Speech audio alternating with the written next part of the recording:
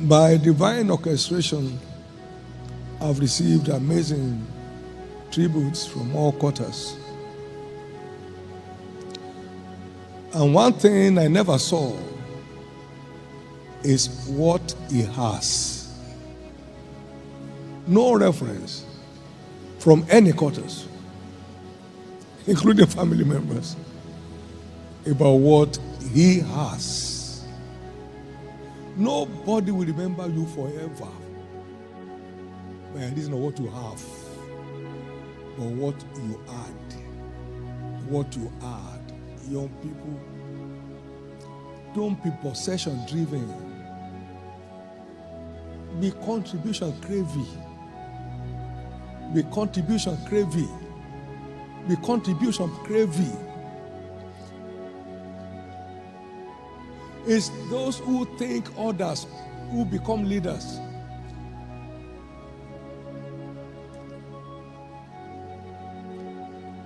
Self-seeking, possession craving only makes a slave.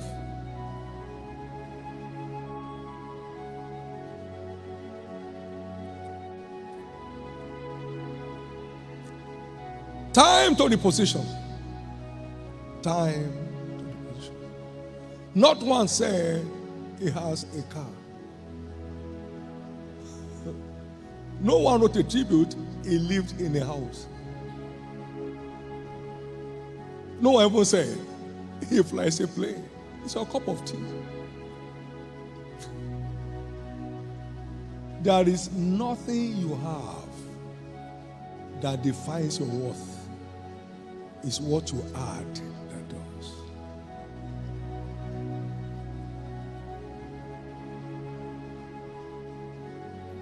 Someone without sight made the first class in law. Lord, thank you. Only you can do that. On the keyboard and playing the drums, only Jesus can do that. Dancing like David, celebrating God. I'm glad I've not wasted my life.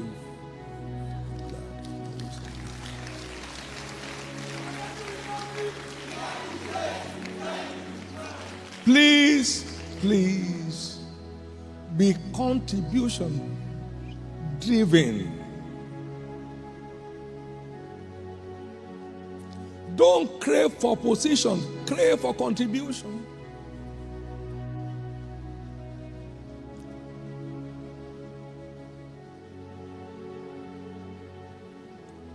It is the value we add that defines our worth.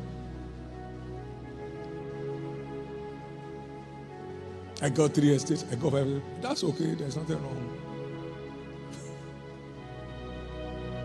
Is your life a blessing to any? Ask the question.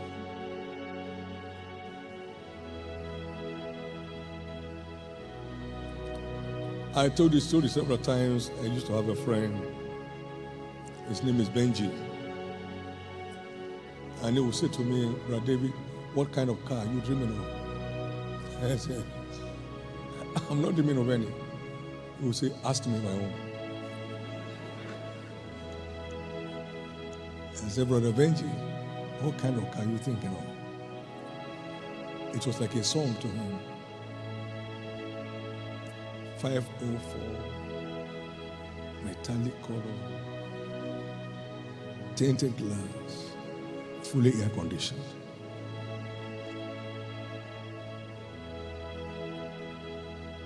Nothing wrong with that. But when that preoccupies you, you have lost your place.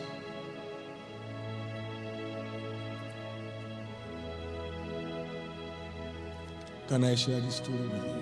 It's all of grace. Where Landmark University is built today, I said to God before I had the first bank account in my life, if you ever bless me, I want to put a little clinic here to help pregnant women from dying on the way to the hospital. It's far.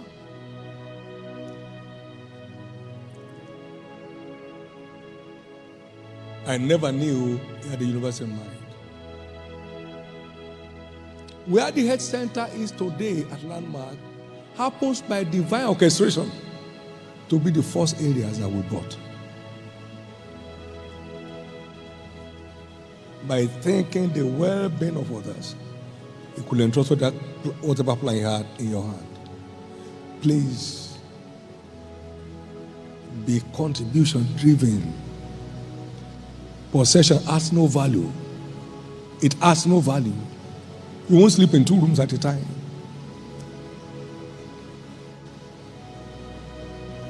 I heard my daughter said, we need a boss. Now you got a boss tomorrow morning.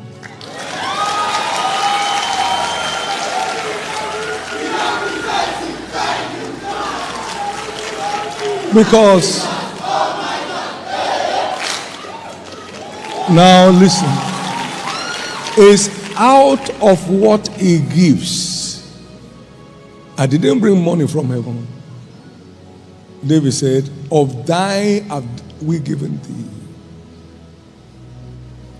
Just down this morning, I knew I must give a coaster bus out.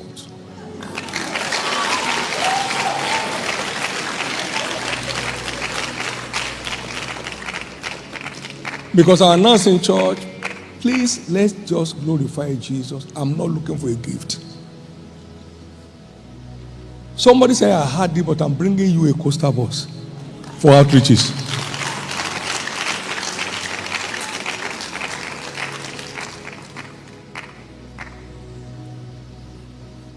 The same God that created you, created us. So we owe him responsibility to be part of your joy till his miracle is wrought. And many wake up in the morning saying,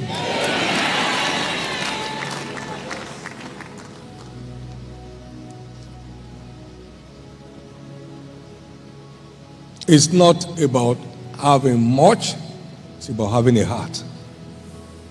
God's blessings is a function of our heart to be a blessing.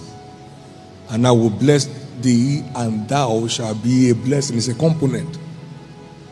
My blessing will answer to live that you are a blessing, or you are committed to be a blessing. Take that home. Take that home. There's nothing wrong in corporate gifts. It's normal. But it's not such for your personal engagement in being a contributor to the lives of those around you at the level you are part-time. It always creates a future. Always creates a future. Always creates a future. Look at me. I'm not an expert. Don't ever call me an icon. I'm representing the icon, Jesus.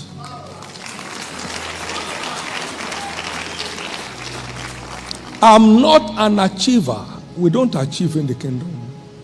We engage with grace to find our place. You can't be anything more than what the grace of God makes you. So engaging with grace is what gives us our place in the kingdom. Not receiving the grace of God in vain, or making the most of it. I love the way that statement came. It is impact that engenders influence. You don't even need influence. Just keep adding value. Keep adding value. I saw most of you today. I can't even picture in person a number of faces. Yet, you say Jesus saved you here. One day you walked up here, gave your life to Christ. You are now still standing 17 years after. What else do I need in my life?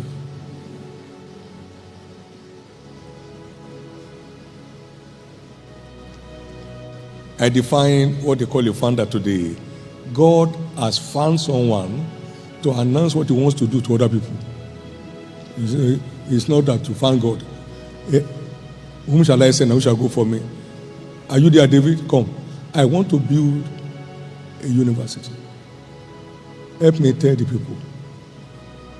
So I came to tell you as his microphone. So I'm not a founder. He founded me to let you know his agenda. So So you can get set for it.